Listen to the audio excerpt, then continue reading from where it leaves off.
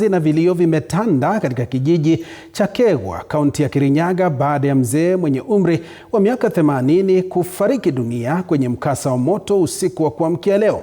Inaarifiwa kuwa moto huo ulizuka mwendo wa saa 4 usiku ukiteketeza nyumba yake ya mbao na kumwacha mzee huyo akiwa amechomeka kiasi cha kutotambulika.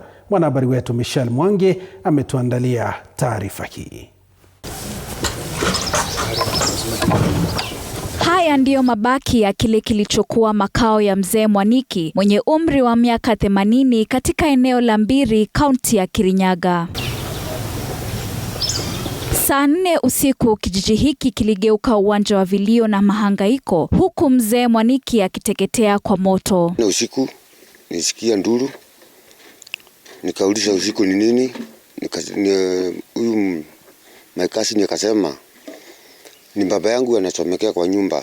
Sasa tukaanza kupiga nduru usiku. Wakazi wanasimulia jinsi moto huo ulizuka kwa kasi ya ajabu, huku giza la usiku likitatiza juhudi za kubaini chanzo cha moto huo. Burundi nikapata moto imekuwa mkubwa sana na hata hakuna kitu ingesaidia.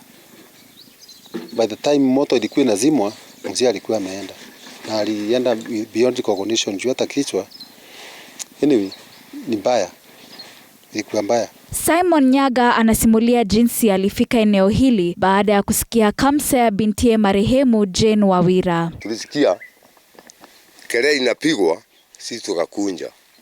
Na mimi nakunja mpaka mchale, to mimi nasikia ni wepi manakunja.